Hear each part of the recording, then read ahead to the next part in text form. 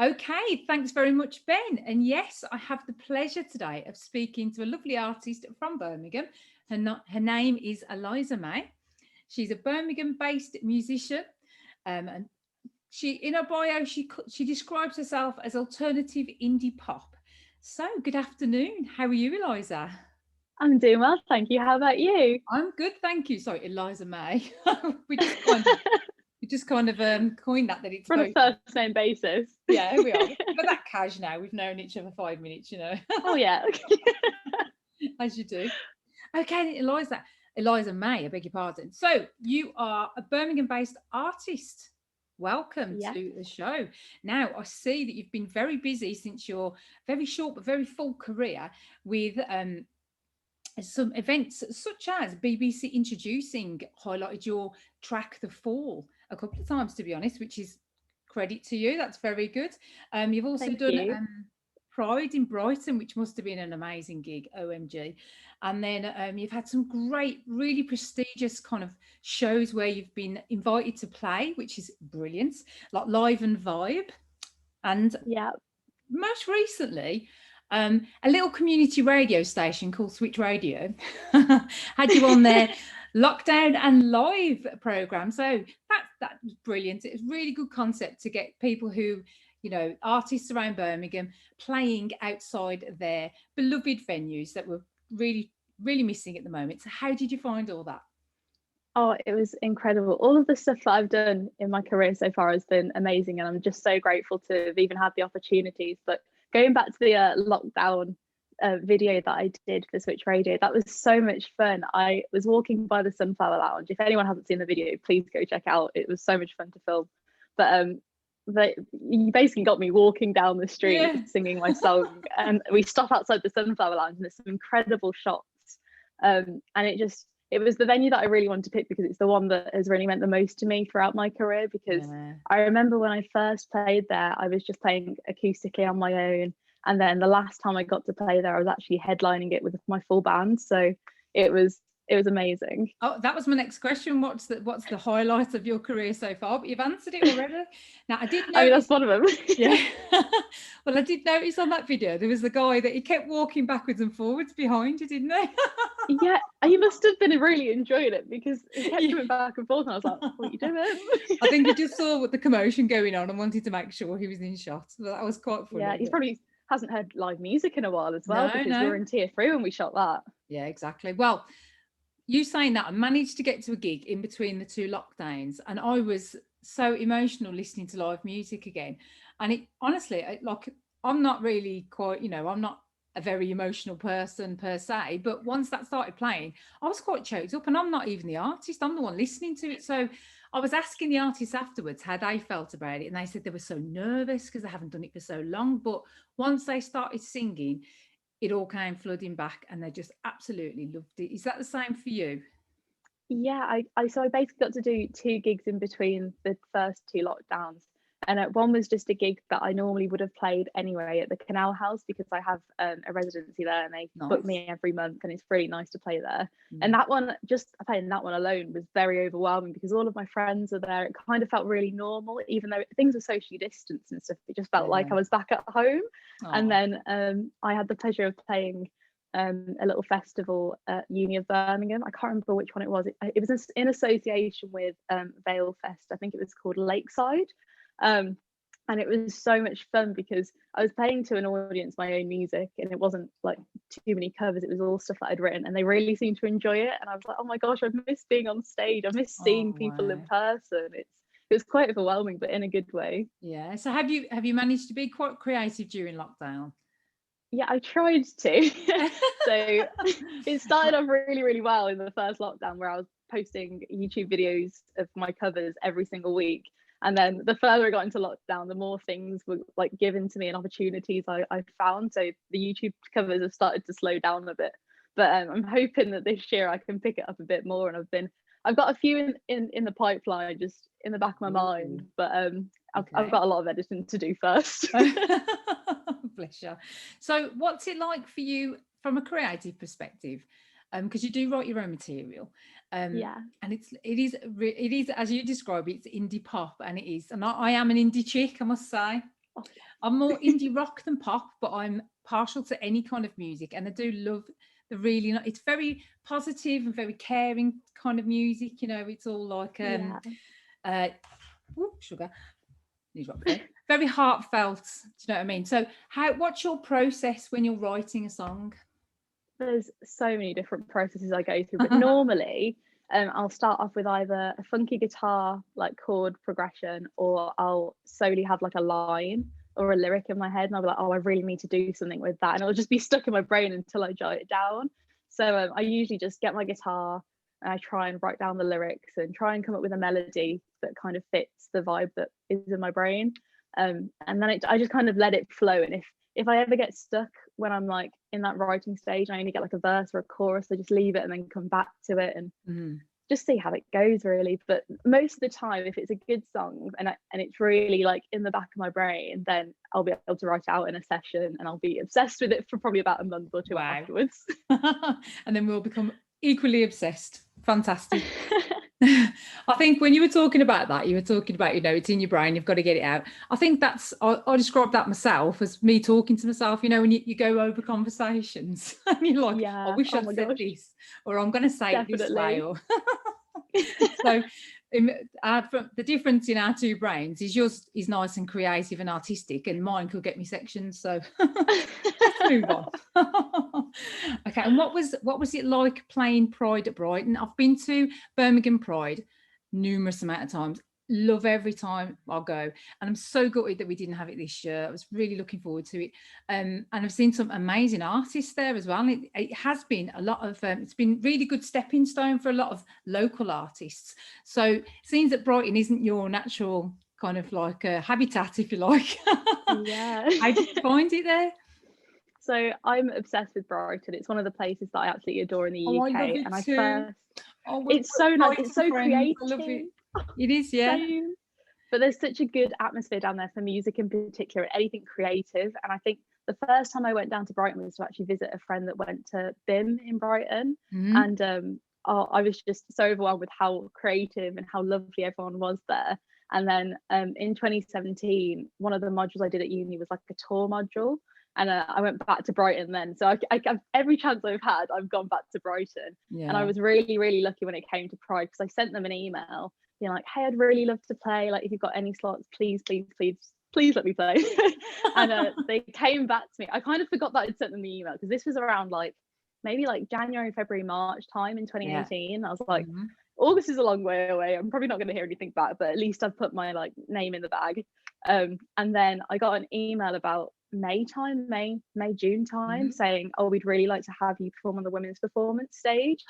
And it was incredible. It was like an acoustic little stage, and it was me and my drummer at the time, Jacob Biddle. He's an incredible drummer. We got to play.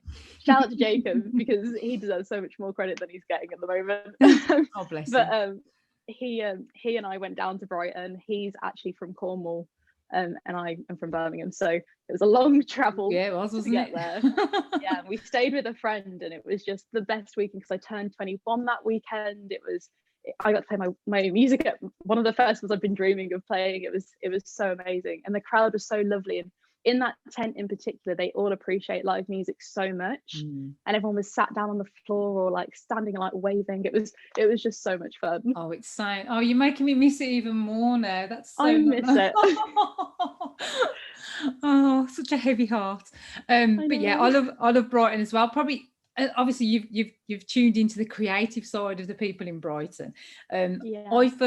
I mean, it's not my interview, I know, but I'm going to tell you anyway. Go for it. I loved Brighton. You know, the film Quadrophenia. Yeah. There's you're probably a bit too young, but you know, if you do the soundtrack, yeah, you've heard of it.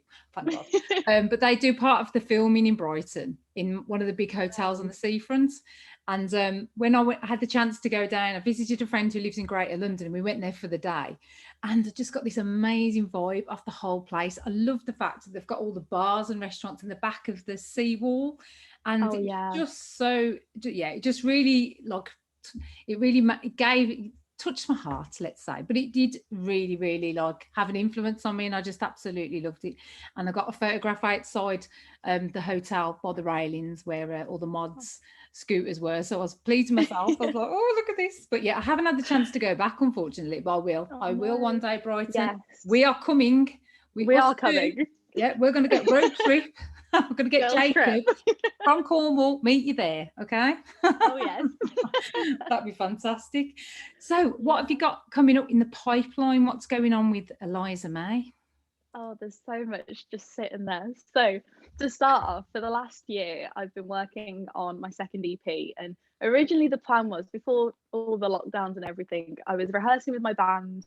And then we were going to go straight into the studio and record. It would have come out last year. But as soon as lockdown hit, that was the exact moment when we'd stopped rehearsing. So we were ready to record and my band knew all of the parts.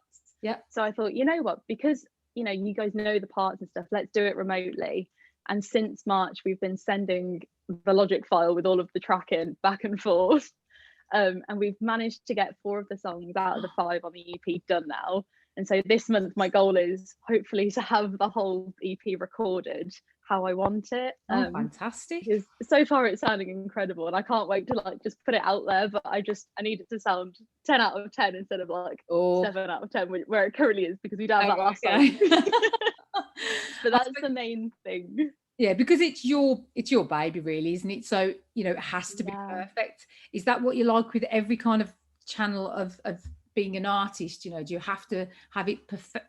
Like, I mean, I suppose live it's a bit hit and miss sometimes, isn't it? But everyone strives for 10 out of 10, obviously. Definitely. And we've not been able to get 10 out of 10 during lockdown. It's been very difficult, and a lot of people, we've all had to adapt and learn new skills about file transfers and all sorts. So I'll be with you. But definitely that you've learned over lockdown, which you think, wow, I wouldn't have done this if we hadn't been locked down all this time. Is there anything that you think, I'm really proud of that and I'm going to take that with me even when we're outside lockdown? Yeah, definitely. I think so, because we've been inside all the time. I really love videography and like being creative in like Final Cut Pro. I use that to edit all of my videos and stuff on YouTube.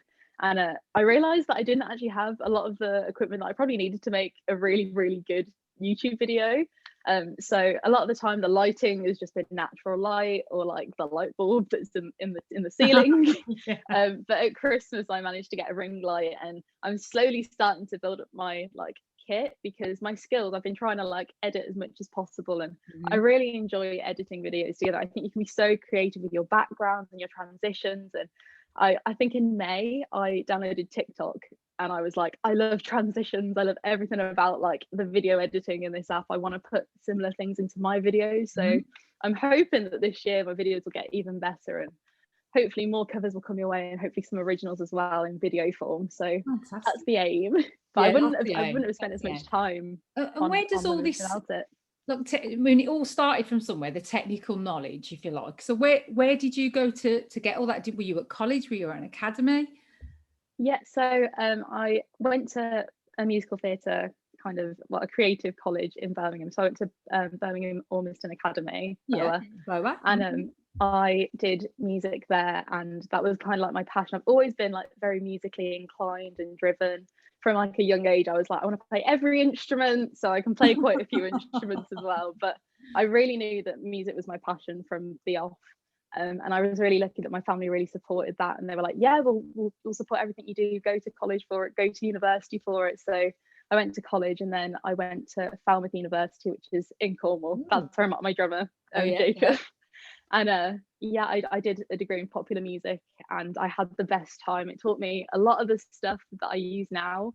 And it kind of gave me my first foot into the music industry, because a lot of the stuff that they teach down there is real world stuff. So when I went on tour in 2017 as part of that module, they threw us in. They went, we're not giving you a budget, we just go out, book your tour. You've got 2 months to do the whole thing and come back to Cornwall. So yeah, it was very real world, but it taught me a lot, and I'm so glad I did go to Falmouth and they gave me that opportunity, because I wouldn't have a clue what I was doing without it. Wow. So Eliza May, only between me and you now, how was Australia? I think that's what I'd have done. See ya, I'll see you in 2 months. Yeah. What a fantastic experience. That was really good. And that was Falmouth College that did that. Falmouth University. University, beg your pardon. Yeah. Yeah, that's amazing. For them to just say, go on, 2 months. That's such an amazing experience. So fair dues. And did you do like the whole of, did you go around Britain, or was it just around England, or what did you do? The module was the module was 2 months, but the actual tour, week, we had a week to do it basically to actually be on the tour, but we had 2 months to plan it and do the tour. So we went to London, Brighton, Winchester, Hereford, Birmingham, and then we finished back in Cornwall. So it was quite good. Like a kind of half circle round. Yeah, we saved a lot of money doing it that way. Yeah, that's pretty good, to be fair. Yeah. And how was the audiences? Did they respond to you really well, and did you get a good feedback and stuff? Yeah, so it was just very interesting playing in so many different places, because when you play in one place like Birmingham, for example, you're used to the people there, you're used to like the reaction you're probably going to get. You can probably connect with people a little bit easier because you're all from Birmingham. But it was really nice to connect. You might see your aunt in the audience as well, mightn't you? I might see my mum. Yeah, that's it. Yeah, so go on, But when you're on your own, though, yeah, the very different story. And you're in reactions because they don't know you, so it was really nice. A lot of people were really lovely and supportive and genuinely enjoyed our music, and I don't think there was a single gig where people didn't, but I remember the turnout is very different. Because so in Brighton, that was the first date, and I knew a few people in Brighton and they all came to my gig, but it was quite an empty room compared to like going to play a Birmingham show, for example. And because of that, I was like, this is very intimate and acoustic. We'll start off the tour really chill. But by the end of it, we were playing like a packed out room in Birmingham. So it was a great tour. So it was kind of like very very different kind of audiences, but all good experience. Wow, that's fantastic. Yeah, definitely. So really taught me some stuff. Yeah, I bet. Wow, I want to go on tour with you. Come on, let's go. You're more than welcome. So you've got the EP coming out soon, hopefully, fingers crossed. Yeah, fingers crossed. Have you got a name for it or anything yet? I'm not going to say what it is yet, but it's one of the names of the tracks. So there's 5 tracks. I've actually played all of them acoustically on my live streams in the last year. So if you watch every single one of my live streams, you'll be able to figure it out. But yeah, we can have a competition. Oh yeah, first person who gets the name can have a signed CD of my last EP. Have you enjoyed collabing with others to get that sorted out? Because you'll have to have some artwork, or you'll have to have some photography, and you've got the video yourself and stuff like that. So anybody in particular that you want to shout out at the moment who's really helped push this forward? I mean, no one's been able to work on the project with me yet on that standard, but I'd have the go-to people. So if you go to my Instagram, a lot of the photos before lockdown were from a photographer called Holly Brearley. Yeah. She's actually my best friend, and she went to Falmouth Uni with me. But her photography is actually incredible. Like, I've never seen anything better. Like, even though she's my best friend, the quality is so high quality, and our photo shoots don't last that long, and she manages to get such incredible shots of me. I'm just so grateful to know her. So if you want to follow her, she sounds like a good best friend to me. That sounds ideal. She's incredible. Like before I even knew she did photography, I was like, I really like this person. And then the fact that she's incredible with her ideas of photography, and even when she's not shooting for my stuff, her work is just stunning. So definitely check her out.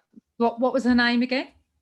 Holly Brearley. So on Instagram you can find her at breals.s. Breals, okay. So talking to social media, that's obviously been a new kind of, like in your day, not like, because with me it was flyers and it was word of mouth, advertising, putting notices on pin boards, but social media has really kind of catapulted young artists into the limelight and been able to connect a lot better with their fans and their followers. So how have you found social media over lockdown? Have you found that a blessing or a curse? I think overall it's been a blessing, but I think it's kind of like a double-edged sword. There's pros to it and there's cons to it, and I'm quite lucky that I've only seen a lot of the pros, but I kind of market myself as like a genuine person. So what you get on social media, oh, thank you. What you get on social media is what I am like in real life. So I try not to kind of sugarcoat too much, and if I'm having a bad day, I probably won't be on social media, but Yeah. if I'm having a really good day and I want to share what I'm doing, I'll be posting. And I really enjoy kind of seeing people's feedback on what I'm doing and their interactions, because without them, I kind of wouldn't have a platform at all, and I wouldn't be able to get my music out there to as many people. Like, the whole point of me being a musician is to, you know, spread my music with other people and see what makes them happy. So if I can make myself and them happy through music and my posts and everything else I'm doing, then I'm really happy with that. Oh, that's fantastic. We really look forward to that EP coming out very soon, hopefully. Fingers crossed, yeah. Well, middle of February is the end, well, the next review of lockdown. But at least this lockdown, we've got the vaccine to kind of like give us a bit of focus, because in the lockdown before, we didn't have anything, did we? We just had, you know, and it was summer, so it was a bit easier because it was warmer and lighter and everything. But this time, that is the only thing that's giving me a little bit of a hope, is the fact that we've got a vaccine at the end of it. So fingers crossed. Fingers crossed, yeah. And then we'll be able to get back out into playing live gigs and stuff. Well, one last question, actually. Obviously, you're a live artist by heart, and you love to do live performances. And you know, how do you see us being able to go back to that after this lockdown, or what do you think the changes are going to be? So I think that we will get back to live music eventually, because obviously in the past, when there's been any kind of virus or anything like that, we've had a vaccine, and then things have kind of returned back to normal. But I do think as well that the live streams that we've been doing will play a big part in the future of music. And I think that, as well as people busking might, you know, become a little bit more popular, because how I actually started off as being a busker. So at the age of 17, I was busking the streets of New Street just before I went to uni. And I've been doing music forever, but busking is like a real soft spot in my heart, because I've had the best experiences and it really built my confidence. But I think that's going to be a much easier way of performing to people, and it's socially distanced. So I think that will kind of boost up. But I think the live streams will also be a popular one, because if people can't get out of the house still, and you know, if they haven't had the vaccine yet, or you know, no matter the circumstance, it's nice to be able to perform to other people that may not have ever had the chance, or you know, might not want to leave the house, and they have an option now to get to gigs in a virtual way, which is amazing. And then you can also have live gigs again. So I think a good way to do it would be live streaming and a real gig in real time, and then it being, you know, access to everyone. I think that's the dream. It's given me a brilliant idea. So we've had lockdown and live. How about New Street having a busker outside every couple of shops, so that people can walk around Birmingham City and stand in front of whatever performer that they want to hear? You know, just to get that. That would be amazing. Oh, it would be amazing. Oh, it'd be so nice, because as a participant in the audience, I kind of miss getting squashed when there's a gig, and you know, the kind of like camaraderie of going to see an artist or a band that you all love, seeing familiar faces in the crowd. You know what I mean? So it's kind of like I miss all that, and want a bit of that back, even if it's socially distant. I mean, the gig that I went to in the middle was socially distant, and there was a lot smaller amount of people there, and we're all sat down at tables. Now, getting on in age a little bit, I didn't mind the sitting down bit, because standing up for like 3 hours is starting to take its toll on my knees. So that was nice. But I did miss the kind of standing next to your mates, or you know, your family, just watching a gig. So fingers crossed. I really hope so. I miss it so much. I know. We're all going to be crying by the end of this. Like, we want our gigs back. Well, Eliza May, it's been such a pleasure, and so nice speaking to you today. I wish you all the very best with your LP. And what do you want to leave your followers and your listeners and your fans with any kind of snippet, scoop you can give us here at Switch? Come on. Oh, like a little bit of a song, shall we say? Oh yes, that'd be fantastic. Oh, okay. So the guitar is at the ready. So this song is one of my favorite songs off the EP. It's very chilled out. It's a little bit different to my last EP, but this song is called Candy Heart. So I hope you enjoy.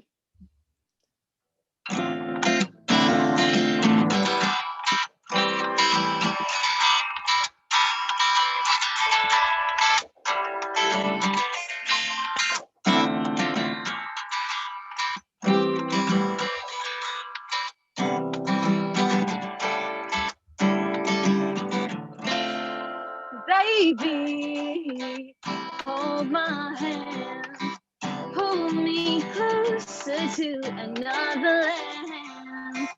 Maybe I'll feel whole again, wrapped around your fingertips until the very end. So if I surrender, will you come back to a phone and keep me upright upon the...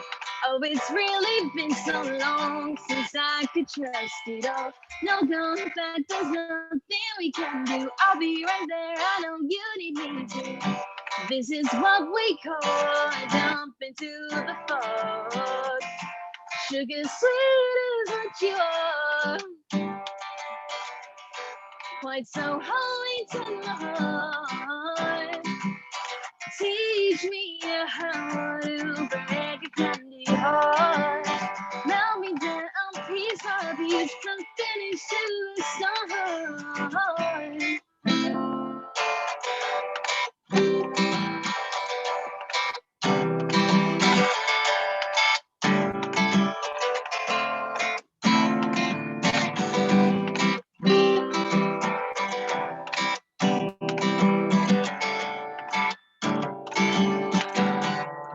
That's all I'm giving you for now. Oh, that was fabulous. Thank you so much. That was great. Oh, and I must say as well as being a fantastic artist, you've got a fantastic voice. It's so nice, so good. Thank you. As well, it's just, you're such a positive looking person, this big smile as well. It's just amazing. So keep that there, Eliza May, and we look forward to seeing a lot more of you in 2021 and years to come. So thank you so much. Coming to a stage near you guys, hopefully. Fingers crossed after COVID. And we're going back to Ben in the studio. So see you next time.